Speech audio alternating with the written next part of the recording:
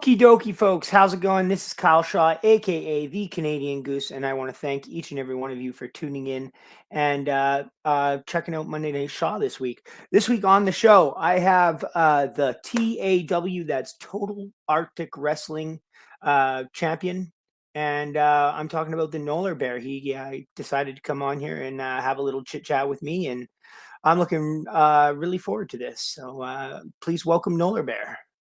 Hey, thanks for having me here. It's Hey. exciting. Yeah, no problem. Thank you for coming on. I kind of like. I mean, I met you at the at a couple of Big West shows out in BC for Marty Sugar. Yeah, Um, but I've also I've my friend Kat Von Hees. She went and did the Totally Arctic Wrestling way up north, yeah. and We so and Ava Lawless as our first women's match for yeah. two. How did it go? How was their match? Did you watch it? I have, and it was really good. And I know I was on an RCW show with Ava. I can't remember if she was facing Kat, but I believe the two of them had like a street fight match Oh, on the RCW shows I was on. So Oh, it was solid. I wasn't aware you did any RCW shows. I might have been at that too. But I could have been. Was that in the last year? it was literally just last year from like towards the end of this month. But that was where I actually injured my knee. I partially tore my ACL. So this past year has been a little bit getting back into stuff. But Yeah, my I don't mean to smile or laugh. I just like that's why I wouldn't have caught you there is because I went for surgery to repair a completely torn ACL in That's right. December, and they told me that I couldn't wrestle for a year. So around February, I was still pretty gibbled and was not going to wrestling shows at that time. So that's why I wouldn't Yeah. have seen you there. But how did you get the ACL tear taken care of like surgically, or are you just rehabbing it because it's like a I was just partial? rehabbing it, and like it was just like a partial tear. So like the doctor said that it wasn't surgery is likely not needed unless it's like really unstable. Like sometimes it is unstable, but I do have a knee brace that I wrestle with now, which makes me a lot more confident, which is great. I hear you. I've got several knee braces that I like. I'll wear like a knee sleeve with like supports on it, and then another one that's like a brace on top of that, and then I Yeah, have a like just like a knee pad that goes over that. Then I have another sleeve that goes over that, and then a nice big knee pad for the top there, and everything gets held pretty compressed and I think that it helps me a lot, to be honest with you. Sometimes like your like mobility is a little like limited or whatever, but I'd rather that than I step wrong and my knee falls apart and I can't walk, you know. exactly. Yeah, like when I had the injury, it was like in the middle of my match in Calgary. Um, and like I was still able to like finish the match. We just had to switch things up a little bit so that I wasn't really on my left knee there. So, Yeah. and then the next day, went to Edmonton and did was able to do a little bit during the match. So wrestling with an injured knee is like definitely hear the stories of like the wrestlers just fighting through it and stuff like that. And I can see why like they've done that because it's like to be able to put on the show for the crowd and also like to get that experience. It's just like yeah, there's things our bodies can handle a little bit. You just have to Mhm. be a little bit more wary of it for sure. 100%. I like I say, I completely torn mine, so I had to go for surgery. But like Hmm. when they told me I had to go for surgery, it was like 6 months before I actually got the surgery, and they were like, "Yeah, so you need surgery and you have to stop wrestling." And I was like, Well, I will stop wrestling when I have the surgery because I've been wrestling up until you told me this. And yeah, Yeah, like I think it was that night I went out and did like a moonsault to the floor onto like six people. I was like, ah, it's already messed up this bad. I So like think if I I mess it remember. up even worse, like just do another surgery on it or whatever, or just Yeah, alter the surgery they're planning to do. And yeah, yeah, I think so I remember you talking about it during the Big West shows there that we were both on. yeah. Yeah. Probably, like, I didn't really, like I try not to let it affect my, like, in-ring wrestling, but, like, I'm not, like, the most athletic, style of wrestler anyway, but, like, really the only thing that I'm out and out, like, "Yeah, I just don't do those anymore," is, like, leapfrogs, where I have to Mhm. jump up in the air and then land on my feet, and I tend to avoid up and overs as well. Just this stuff where I have to jump off and plant my feet. Like if somebody told me to do like a double axe handle off the middle rope, I'd be like, "Can I just do a moonsault instead?" Mm, Because like it's far less scary for me to like jump off and land on my belly than it is for me to jump off and land on my feet, right? So for sure, I totally get that. I mean, like, especially this past summer into the fall when we were starting for TAW, that I was definitely wary about doing stuff like that. But now that like I've like vigorously rehabbed my knee, so it's good. nice and strong now, with the exception of like one or two moves. But those are like those are avoidable for me in the ring. But Yeah. it's definitely a lot nicer to be able to know that I can like do those double axe handles off the middle or off the apron and stuff like Yeah, that. and I'm sure I could do it if I wanted to, but I'm just too scared, you know? Mhm. I'll be like, I'm honestly, I'm just, like, I'm afraid of doing it, so I don't. And I mean, Yeah. like, things like a leapfrog, like, I like, I kinda beat myself up because I'm like, "Oh, I should be able to do those," but also, like, Hmm. when's the last time you ever saw anyone go nuts for a leapfrog, you know? Like, is it Yeah. really worth it, you know? Like, duck my clothesline, same idea, you know? Uh, Exactly. yeah, um, Yeah. I mean, that's like I've done sports my whole life, so I definitely get that. Like a lot of the injuries are for sure up in your mind, like yeah, especially if you've rehabbed and stuff like that. It's just like being able to like slowly introduce yourself back into those things. But yeah, I completely get the mindset on some injuries, especially with knees. Like knees are yeah. so complicated too.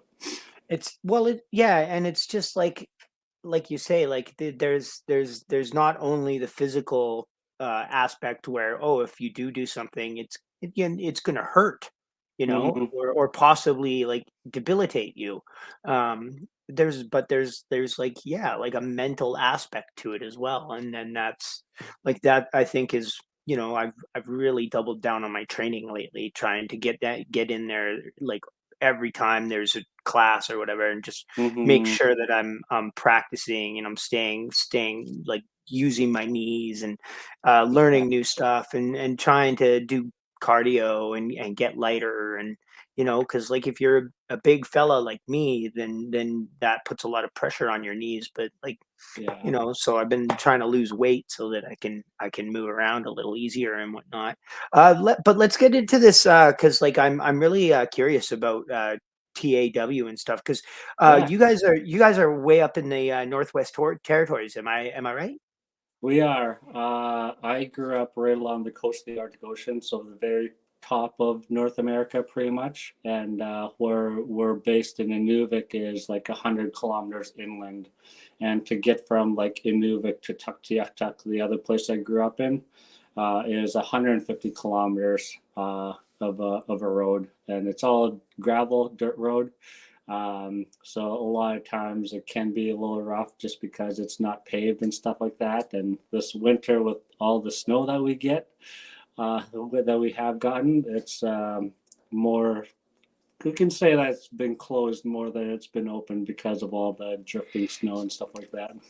So was your first exposure to live wrestling like, did Tony Condello bring his northern tour up that far, or Uh, No, he keeps his tours in Saskatchewan and Manitoba, I believe.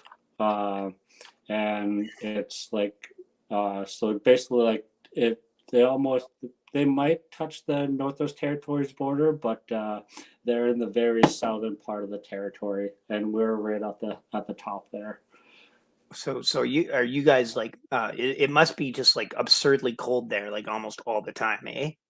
It can be. I mean, like our winters definitely can get down into like minus 40s, 50s, but it's a really dry cold. So without that humidity, as long as you have the right clothing, like it's very tolerable compared to like I find like minus 25 here compared to like say somewhere in Ontario, Alberta, or something like that, like with humidity and like minus 10, that can definitely be a lot colder just because of that moisture gets into gets into everything.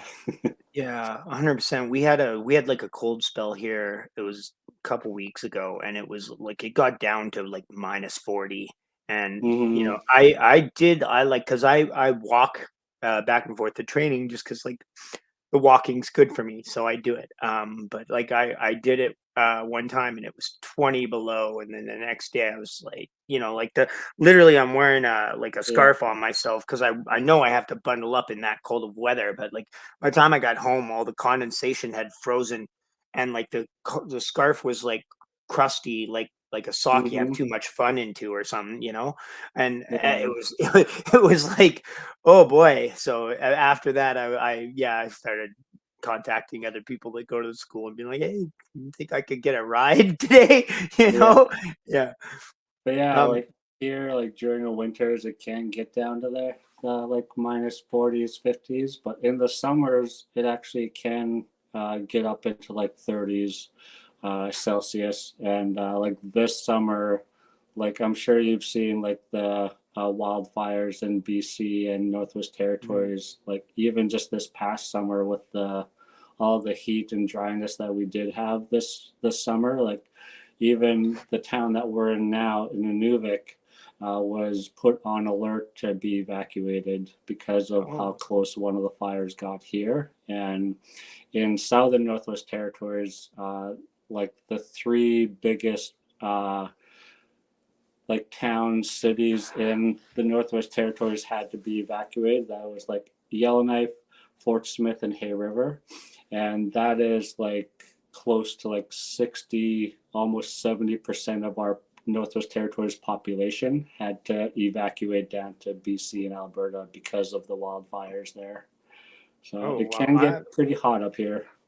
I'm glad that your home was not destroyed or anything. But Mm-hmm. let's just get back to because I asked you what was your first exposure to live wrestling? Like, so Yeah. what was your first exposure? Like, I can't imagine that any promotions bring their rings up there because like if anyone was gonna do it, Condello would have been the one, you know? Likely, yeah, but like the WWE did bring up a lot of like, excuse me, a lot of legends up to Inuvik, and from what I remember, it was like Hacksaw Jim Duggan, Brutus the Barber Beefcake, Sabu, and lots of other like in that generation of wrestling. They I don't think it actually So don't think it was WWE would do WWE. shows there? No, I don't think it was WWE. I think it was like another Alberta promotion. Sorry, because Oh, I'm okay. remembering this now. But they brought all these legends up to do a show up here. Like I wasn't in town during it, but I do remember seeing like all the videos and pictures that my friends had taken with everyone that they brought up, uh, and actually being able to like be on the Jericho cruise the past 2 years, talking like with Hacksaw, Jim Duggan, Brutus the Barber, Beefcake, and Sabu about it, and like letting them know where I'm from, and all those three last year and Hacksaw this year again, like he um, remembers like the trip up here just because of like how far north a promotion had brought them up, which is really cool to be able to share like a little bit more stories and hear some more stories from those three guys about their time up here. And like Brutus, like he obviously had his big shears, and he actually cut our principal's hair at the show here, which is really fun to hear. And I do remember that, like seeing that principal without hair, like after that weekend when they did the show up here, which is really funny. But So, like, yeah, go ahead. I was just gonna say, so most of your exposure must have been then from television, eh? Yeah, so just like watching WWF and also WCW on TV. Definitely more of a WWF person back then, but Oh yeah, me too. it was like mid to late '90s. Like my very first uh, memory of it was actually watching Owen Hart, uh, like his wrestling, and that's kind of how the person that I kind of resemble myself in the ring too. Like try to do a bunch of things that he's done, as well as just like picking and choosing other things that I'm able to do in the ring. But I do remember like just watching Owen Hart and just how magical he was in that ring. He was definitely like really like tremendous and like exciting, like I always thought Mm-hmm. like Bret Hart is considered to be like one of the best wrestlers, especially by people here in Alberta. But like I don't know, I watch like some Owen Hart matches are usually a little bit faster pace. There's a little bit Yeah. more exciting like moonsaults and flips and stuff. I think Brett has a really great mind for like psychology and whatnot. Yeah. So at what point does like how does TAW come into existence? Are you involved in the promotional side of this? Like did who I am now since I've been involved. But like very early on, it was Destro the Eskimofo and Wade Blue Wilder. They were, I can't remember if they were directly talking with Marty Sugar about like getting like a ring and getting like a little school up here during like but just before the first live show that they've done up here. But like having them talk and like even like before they brought Marty and Ace Redman Jr. Up, uh, excuse me, to do like the little training and before doing coming back up for the actual live show. I was traveling during that time, so I unfortunately missed that first little bit. But as soon as I got back home from my travels, that's when I actually was able to like talk to Des more about being involved because like growing up watching wrestling my entire life pretty much, and also like just the friends and family that had watched wrestling up here in Tuktoyaktuk and Inuvik. It's just like something that I've always wanted to try, and to be able to hear that Des and Blue were wanting to do this, I immediately wanted to get involved as well. So for me, like as soon as like probably a couple months after their live show, like just actually talking and starting to do stuff like just like simple rolls, lockups, or a little bit of chaining and stuff like that. So like to be able to initially start with that, as well as like just obviously we don't have a full-time trainer up here. Like Marty was up here for a year and a half. Uh, Mhm. and like it was great to have that whatever we were able to get him in the ring to teach us stuff. But for me, like I really learn by watching a lot of things and just practicing those things. So that's basically like how I've like adapted and will continue to adapt how I do things in the ring, because and like aside from like being able to bring people up, like Justin Sider, uh, to like did a mini seminar with us like a couple hours before one of the shows that he was on up here. Just Okay. uh, so hopefully we'll be able to do a lot more of that, of like bringing wrestlers up for a little bit longer so that they can not only teach us, but like we can potentially invite some other people who are interested in becoming a wrestler up here. Because right now it's just the three of us, and then we also have like two other referees and one other like our voice of TAW, which is like him and I went to school together, Kenzie McDonald. So essentially, it's just like the six of us at the moment, and only half of us are wrestlers. So it's not a lot of opportunity to be able to create like actual long-term stories, but Mhm. we can still put on like shows every now and then with just the handful of us, to especially like with the small communities like Tuck and Aklavik, to be able to hopefully this spring we'll actually be able to do our first show in Aklavik.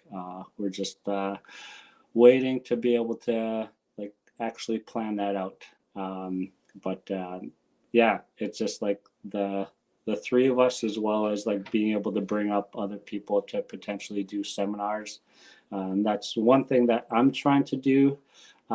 Being more involved with TAW is actually securing funding to be able to bring more and more people up, so that we can actually not only like create our own little school where like myself and Des and Blue can like teach the very basics, and then Mhm. bring other wrestlers up for a little bit more seminars to teach a little bit more advanced things, for at least for the Yeah. three of us, and then just fine tuning uh, the basics for us as well with those other wrestlers that can do those seminars. Solid, man. Solid. So when you guys do run shows, you must basically bring in most of the roster for them, hey? Yeah, Like when you so had Kat and Ava there, there must have been like at least five or six other people that were coming up from other parts of the country, eh?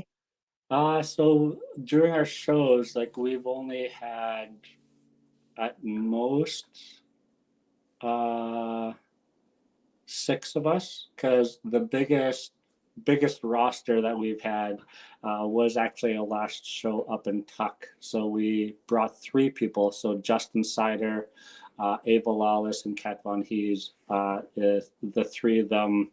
And then for other shows, we've only had either one person or two people come up. Uh, so, because like with getting flights up to here is really expensive. So, Mhm. along with like being able to get them either a hotel room or a B&B up here. So it's not cheap to be able to bring people up here. No, Uh, I wouldn't but suspect it is. no, so like being able to have for our last show up here up in Tuck, to have the three of those wrestlers come up was massive, especially for like drawing uh, like close to like 75 or so people, 50 to 75 people in Tuck, which is roughly around 700 or so people. So it was a good percentage of the population that turned out.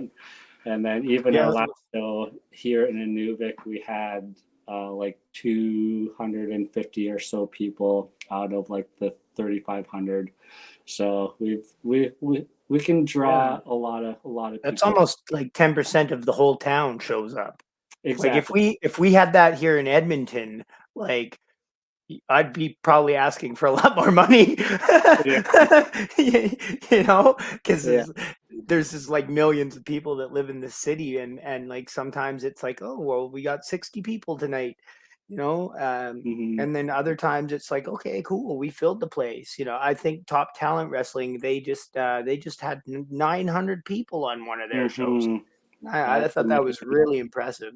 And I know Love Wrestling that we're doing this podcast for right now. Like they did the Oil Rumble, which was kind of like a That's thing right. with the hockey as well, but like 8,000 people were there. So, Yeah, that you was know, with that the oil kings, hey? Yeah, Yeah, it was pretty cool. I mean, I went and like I was just kind of there to help set up the ring and whatnot. You know, like I've been trying to get into Love Wrestling for a while as an actual wrestler and stuff. I finally got onto the main show last time, and so nice. I'm hoping I get to be on more shows for them.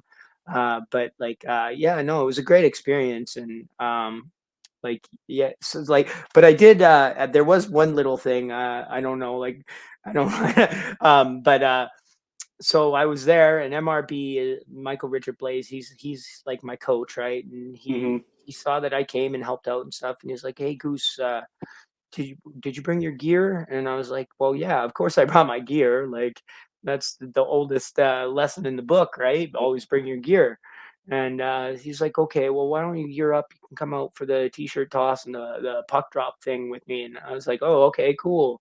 And then Yeah. I did, but nobody gave the Iggy to Spencer that I was going to be out there. Oh, So I heard that he got really like hot about it and then and whatnot. Because I come back to the locker room after we did the puck drop thing, and yeah, Ben, the referee, comes up and he's like, Goose, who told you to go out there?" And I was like, "MRB did," and then. He's like, "Oh, because Spencer didn't know, and he's really hot." And I was like, "Oh, oh, well, geez. I didn't mean to cause any trouble here, you know. I, my coach said to gear up and come out there, so I did. And Yeah, yeah, I saw MRB and Spencer like go off, and then the next time I saw Spencer, he walked up to me, gave me a big hug. He says, "No heat at all," you know. So yeah, nice. it was a good experience and whatnot, you know. That's great. Yeah. So you like, what about like getting the ring there? Like, what are the logistics of that? That alone, like a flight for a person is expensive. I can't imagine the cost of like hauling a ring because they're usually pretty like heavy, and normally shipping and stuff is determined by weight.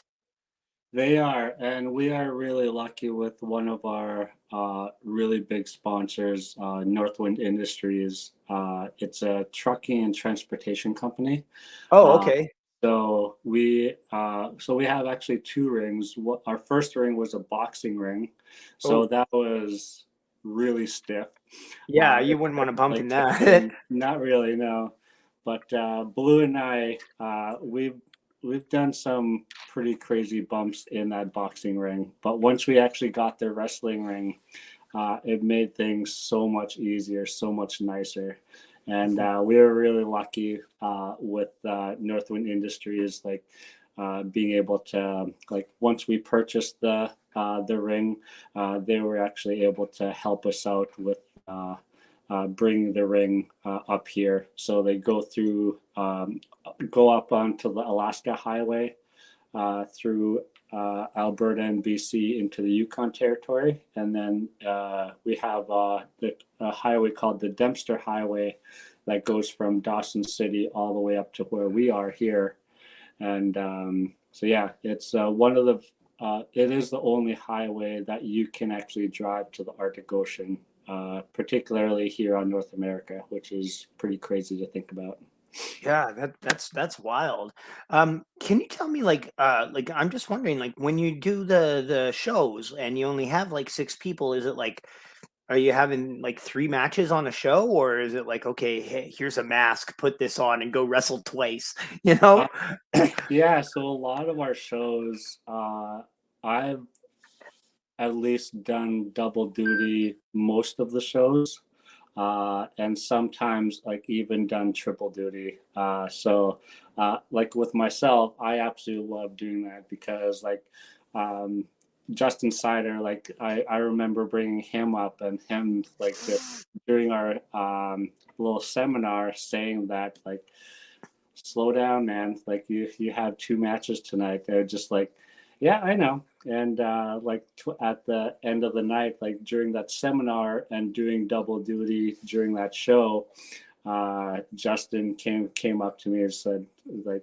dude, your stamina is fucking crazy, and it's like really fun to hear that, because like doing sports my whole life, it's like being able to put on a show and be showcased in all our shows so much, particularly like with the ring gear that I use and with a new belt that I've made as well. It's really fun to be able to like showcase as an indigenous Inuvialuit person, to show like our young kids up here, that this is a possibility of you doing something like this. So, and with all the kids that we get during our shows, like they like fill the space with the loudest screams and Yeah. See, cheers and that's and, what I like to hear. I yeah. when I messaged Des right before I messaged you, and I just messaged the TAW thing, and Mhm. I was like, oh, this sounds like it would be a lot of fun to come and wrestle on one of these shows, and I'm so happy to hear that there's kids there because. Yeah, no, now I really want to come because anytime I get to wrestle in front of children, it's a great time. Like they love Yeah. my Oh, shtick, for right? sure. And then my two favorite audiences to wrestle in front of are drunk people and kids. And one day I really do hope I get to wrestle in front of some drunk kids. Oh, that's hilarious. But yeah, like with our shows, like I was saying, it's just like to have like such a small roster. It's like we're still like, it's wrestling, live wrestling up here is so new. So basically, like whatever we put in front of our audience, a lot of the things they see, like it is still pretty new. Mhm. So like we can pretty much do anything, just simple chain wrestling. A lot of times the kids, like I said, they are the most the loudest voices at our shows. So just like a simple like wrist lock or a hammer lock, like they can like see, especially like when people are like showing that pain, it's just like they get right into it, which is really really fun. Yeah, that's awesome to hear. I'm happy to hear that. Hmm. So what is like? What in general would the card look like? Would it be like, okay, you wrestle Dez, and then Ava wrestles Cat, and then you go out there with Justin Sider, or like uh do you put on a mask? And like, I don't want you to like kill the magic of TAW or anything, but like No, I no, love talking is it about just people wrestle like several times on the same show, or is it like a three match show? What yeah. how does So that like work? I'll go way back into my first live wrestling show. It was actually once like during the pandemic, once like our restrictions started to open up a little bit more. We did one of our shows in a big pavilion right downtown, and this was like late summer, going into fall. Like as soon as like the teachers and kids were coming back from their summer break, and we it was just uh, myself, Des, Blue, and Marty. I don't think Jared California. I think he had already left at this time. But pretty much it was just the four of us, and we put on close to like 2 hour show. It was almost like a little tournament for us to Okay. crown the first TAW champion.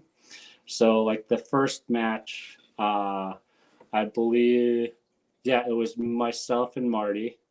Um, and then the next match was Des and Blue. And then the winners were myself and Blue. So we went head to head to like be uh, one of the, well, actually, we were supposed to be fighting for the championship. But I remember it was Des that after his match with Blue was like calling for a second chance, and him and Marty went at it to be able to face either Blue or myself. So that alone was 3 matches, and then the fourth match obviously was the winner of those 2 matches. So Blue and Marty were in that championship match. So really, it's just like a 4-match card for the most part, in that tournament style of show. And then our last show here in Inuvik, there was only 4 of us, but Des is really, yeah, there was actually 5 of us. So one of our refs is actually starting to be one of our wrestlers as well. So it was like myself and Justin that started off the show, and then it was Des and Devin that went after our cruiserweight championship. It's like the Jericho Cruise Championship belt that Des got from one of the cruises, which is like the cruiserweight champion, and That's which is fantastic. fun. And then after that, it was the championship match between Justin and Blue. And then the Sunday after that, Kat and Ava were supposed to be up for the Inuvik show as well, but their flights were delayed to come in a day late. Oh, So we up bad. in Tuck, we had the 5 of us. So it was myself and Justin that started off the show again, and then Justin didn't want to leave without a title, so he challenged Devin for our cruiserweight championship, which is really fun. And then we had myself and Blue for the championship, where I just recently got the championships back from him. And then our main event was Ava and Kat. So the more people we have, obviously, the longer like just any other show would be. But even just like the 3-4 of us, like we can still put on a pretty good show. Yeah, So. I've been a part of like some like skeleton crew shows where it's like, okay, maybe there's 10 guys, so we have like 5 one-on-one matches, and then at the Mhm. end we all come back and do a Survivor Series or a Battle Royal or something Yeah. like that. That happens fairly regularly. Yeah. But not all the time, especially now, like in Alberta and stuff. Like there's a lot of wrestlers here. Like last week Hmm. we did the RCW Royal Rumble, and there was like 32 wrestlers in the match. So Yeah.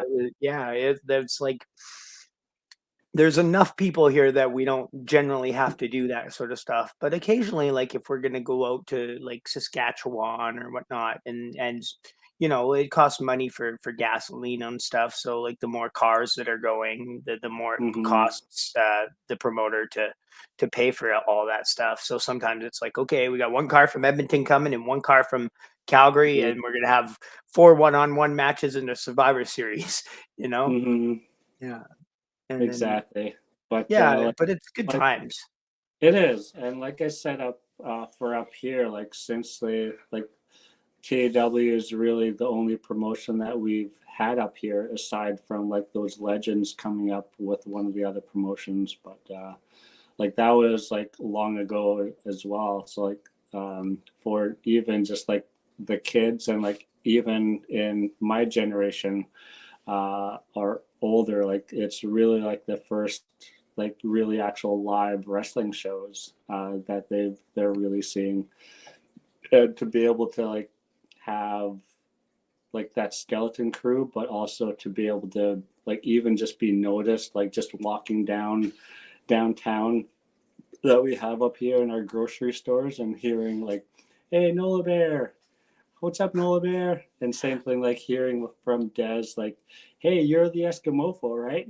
and just like the little kids, like they have a blast with it. And I do a lot of on the land programming and help out with different programs here in town that involves the school kids, and a lot of the elementary kids are like they only know me as Nolarbear the wrestler, and for them to like see me in a different setting and just like see their eyes just open bright because of like how like this is a wrestler that is like teaching them how to be on the land and stuff like that, which is for me it's I have so much fun with it just because like having that interaction like because of wrestling is like to think about that up here. It is a really wild but also just really fun thing to have that connect. Fulfilling. Yeah, had to have that connection with the with those fourth to sixth graders, and Nice. because they really see you as like that superhero, and to be able to be that person and to be able to like just share my other knowledge outside of wrestling with those kids, like they can grasp onto those things a little bit more, which is really fun.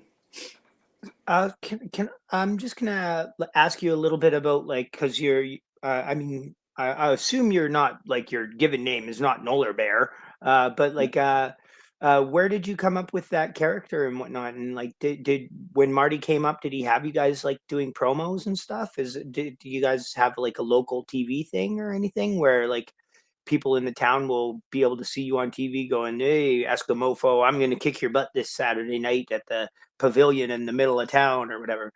It's pretty much just our YouTube shows as well as just like whatever we put up on our social media. So whether it be our personal social medias or the Totally Arctic Wrestling Instagram and Facebook pages.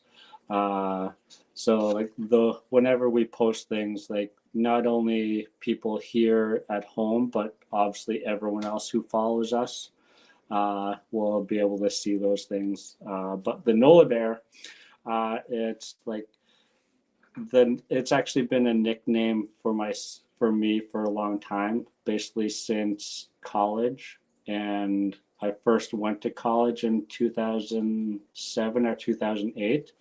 And so I've had that nickname pretty much ever since.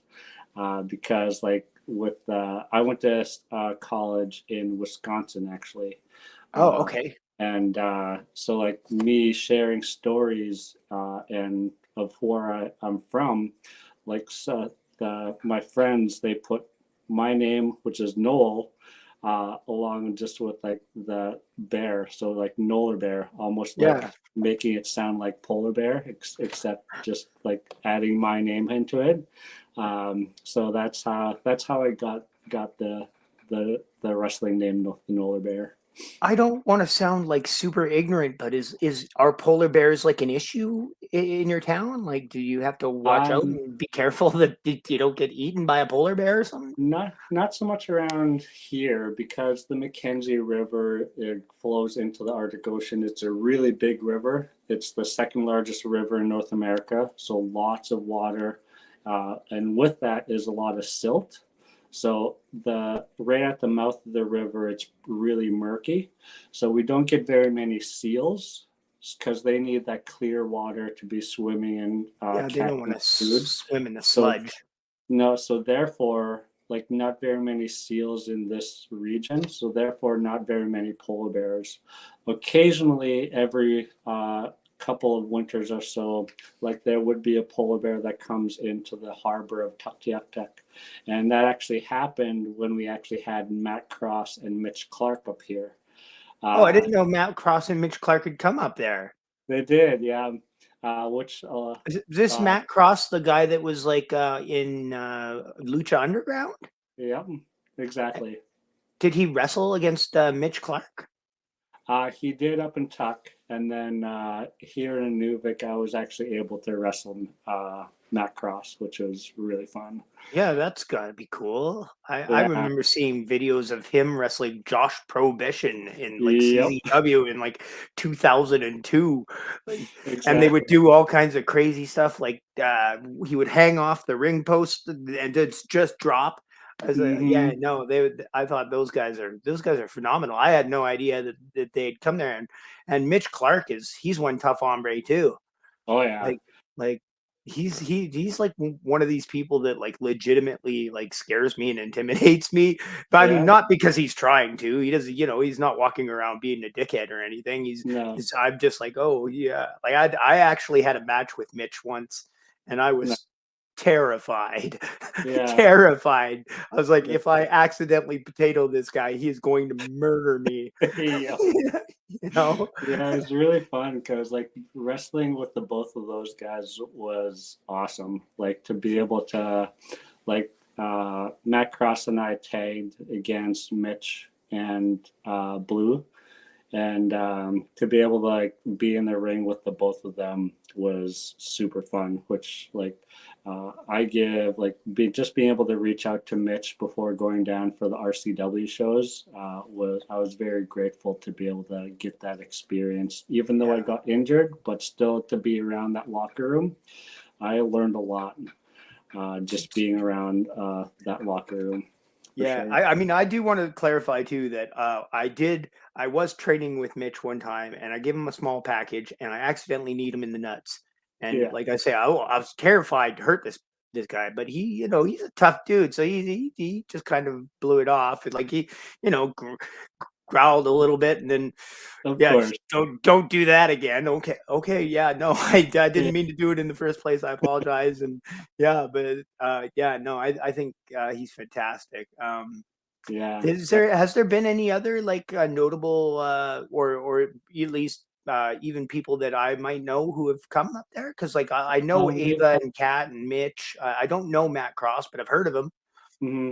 we've had the world famous cheeseburger come up. Oh, He solid. Yeah, so he's been on ROH and a few AEW dark matches and stuff like that too. Uh, him and Dez know each other from the cruise, and I was able to hang out with him during the past two Jericho cruises, as well as like to have him come up was really great to be able to put on like our first show up and tuck with him, which was really fun. And actually, that was the first time that I got the championship. So the night before in Inuvik, he won the championship from Dez. Cheeseburger did, and then up in Tuck, like my hometown, I was able to be able to have the honors of getting the belt from Cheeseburger. Uh, but That's awesome. He's like yeah, a really small little guy, right? yeah, Cheeseburger. yeah. Yeah, I mean, I like that. I would like to wrestle with him. Just I actually had I had a match once with Steven Styles, the promoter of RCW, and it was a baconator on a pole match. I'd like to do one of those with Cheeseburger just for the kick of it. It'd be fun. Mhm. Yeah, but yeah, it's like Oh, looks like we're kind of you know, losing you there. I don't know what's. can you hear me Oh, now? there we. Yeah, yeah. Oh, there we go. No, like just to be able to like have the resume of the wrestlers that I've got to face off with is like just massive, especially like just being able to like bring people up here and not only like just learn how they put matches together, but literally just being in the ring with them, like you just feel what it is that you can do and what things like you kind of have to change just because like for especially like Matt Cross and Cheeseburger, like they're like how long they've been in the business, Mhm. just like really see what it is that they're how they put those matches together, as well as like actually before just before this last Jericho cruise in there's a promotion called Boca Raton Championship Wrestling, and I was able to get on their show because Des did their show last year, and during this show, I was actually able to be in the ring with Gangrel, Oh, uh, solid. which was like it was him and I that was promoted to be wrestling against each other. And then the morning of the show, the promoter comes up to me and he says, Noel, do you mind if Frankie Kazarian gets added to you and Gangrel as a triple threat match? And I was just like, yes, please. Am I in heaven right now? I Yeah, mean, yeah. It's like, oh, yeah. You just happen to show up, and they're like, yeah, The Rock. He saw you wrestle last night. He thinks he wants to jump in on this, make a triple threat. Is that cool? yeah, Yeah. yeah. Like, And like, just like to have, like, just to simply say that line coming out of my own mouth, yeah. like, I'm Yes, it's so okay glad. if Frankie Yeah, Kazarian, world traveled and super famous wrestler, joins the match with me and Gangrel, another world traveled and super famous wrestler. Yeah. exactly. Yeah, so like just like being able to like have matches like that, like obviously with the triple threat, like we didn't have all that much time, so like they're just like quick things between all three of us. Hmm. But like literally just to be in that locker room and like to be chit chatting and putting a match together with these two guys Yeah. was just like and like oh I like I'm just losing my words just talking about it, but like to be able to like be there with the two of them and like just learn and soak up all this knowledge that they have, and like knowing how to like literally just being in the ring with them and seeing how they do their own thing, like just watching their mannerisms, their Hmm. facial expressions, is like that's like that is like teaching that you can't really pay for. It, 100%. yeah. So like, So when you're putting the matches together, like, and I mean, just because like you're mostly self-taught, right? Like, so, mhm. like, I would imagine like you guys probably try to plan your stuff pretty intricately, hey?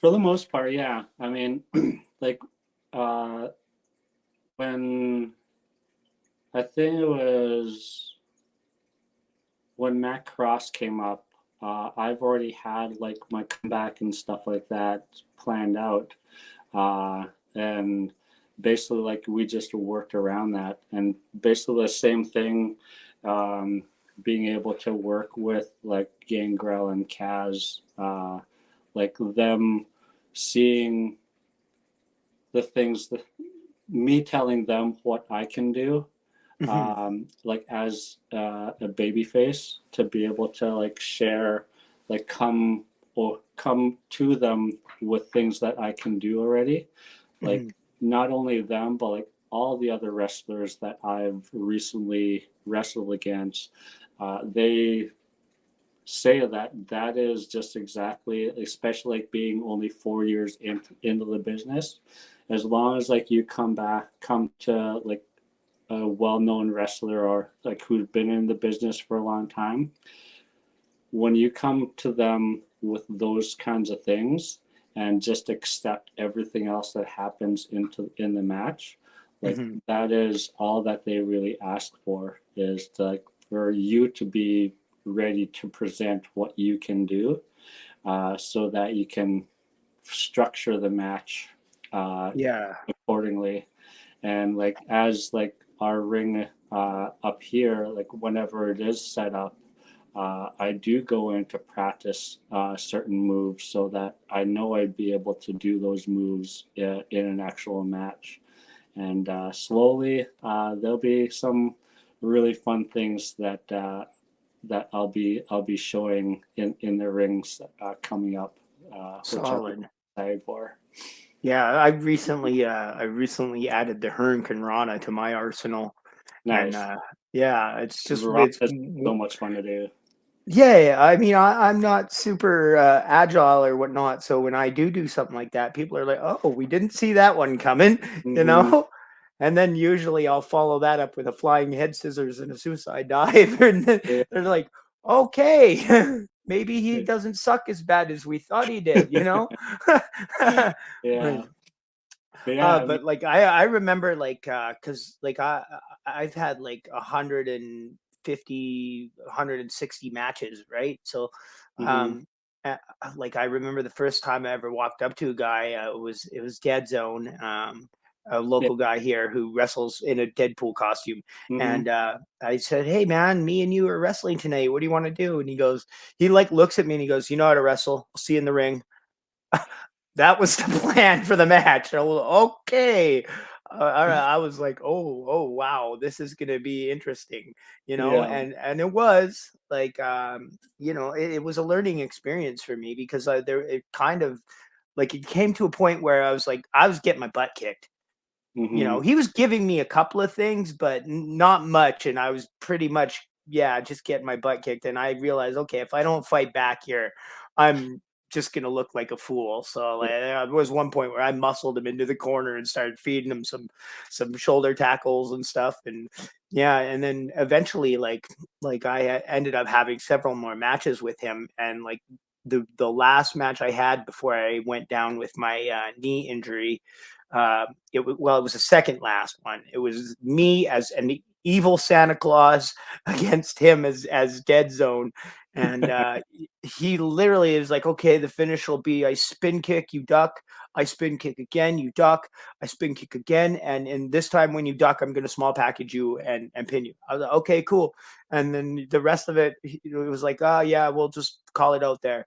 And I was like, yeah, all right, cool. And he even said, oh, if you want to call anything, go ahead. So I ended up calling like a lot of that match too. And it was a great learning experience for me. For I sure. think that one of the major things that's definitely helped me out, and I don't know if this is an aspect that you've delved into, but like when I was in high school and stuff, and as shortly after there, I did a lot of improv, right? Like I Mm-hmm. used to do almost like professionally, like we would do shows and I would get an envelope at the end of the night for doing improv.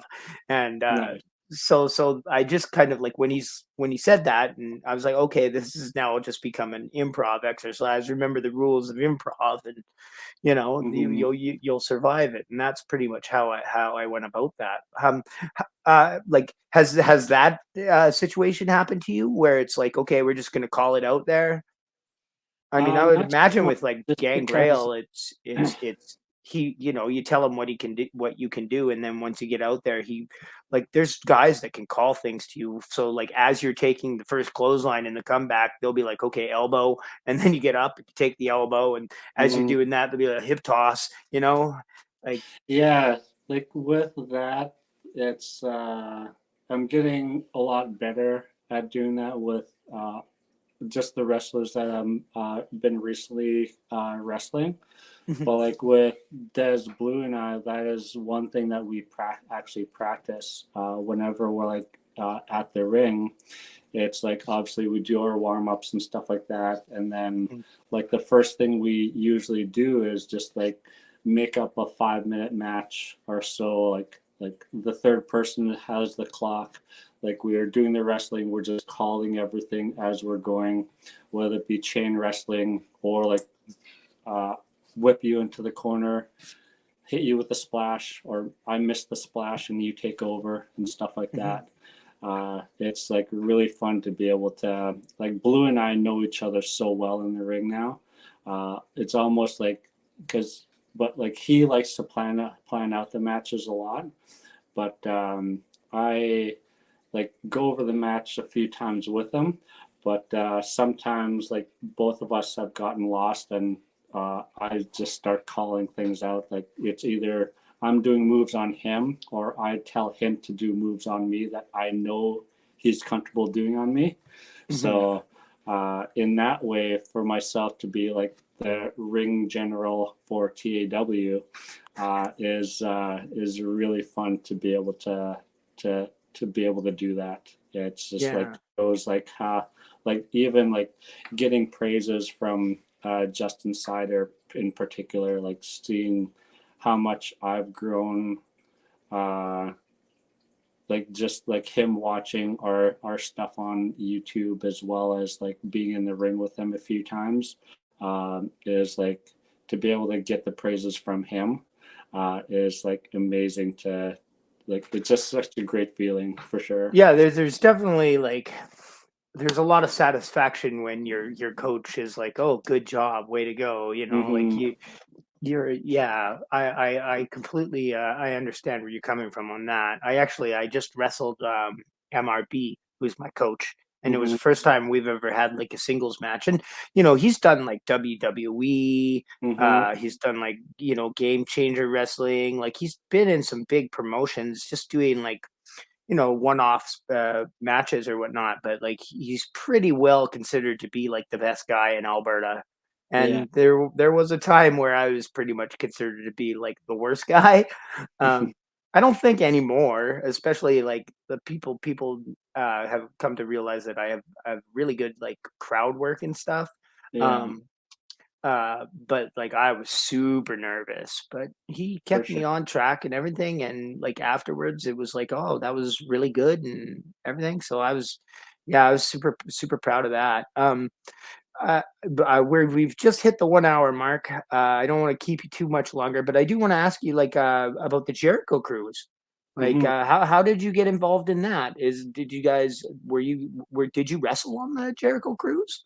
No, I really wish I'll be able to in the future, but it's just like signing up online with the company that he uses for the cruise, and like just literally just paying for to be on the vacation on the cruise there. Like it's Must have been a good time though, eh?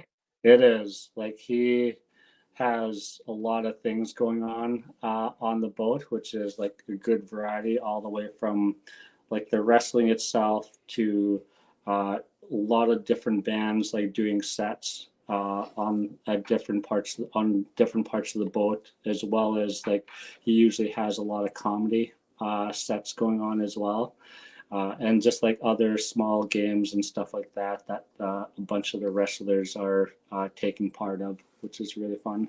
Nice. And you must still get like lots of opportunities to like I think I saw a picture of you with Jericho. So you Hmm. got to meet him and stuff, eh?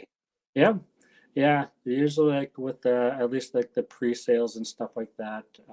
If you do get the pre-sale, you get the opportunity to get a photo with them and stuff like that. So Nice. really cool. Yeah, he's one of my all-time like favorites from back in the day for sure. I used to love me some Chris Jericho for sure. Oh yeah. He's awesome. He's the Lion Tamer and the Code Breaker. He Mhm. does lots of cool stuff. But I can vividly remember when he made his first appearance in WWE and he interrupted The Rock Yeah, and there was the Y2J stuff. I love all that stuff. it's so cool.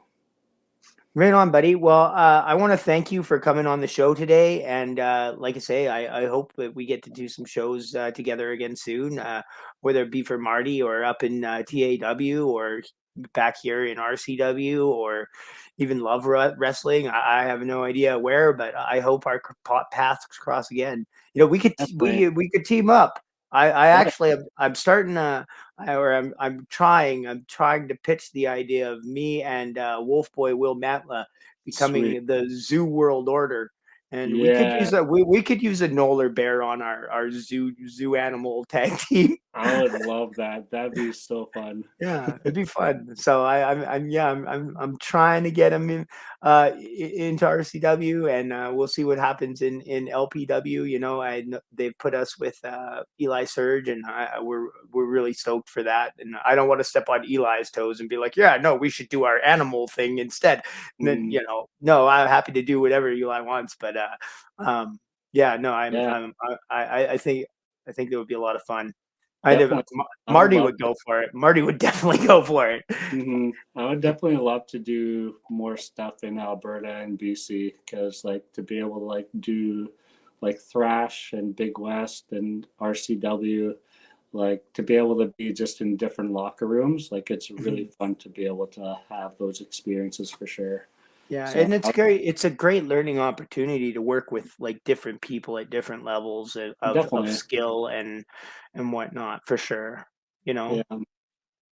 Yeah, I mean, especially like since I have the titles now, that TAW title, it's just like to be able to represent in different companies. It's really fun to be able to showcase what it is that we're doing up here in the Arctic.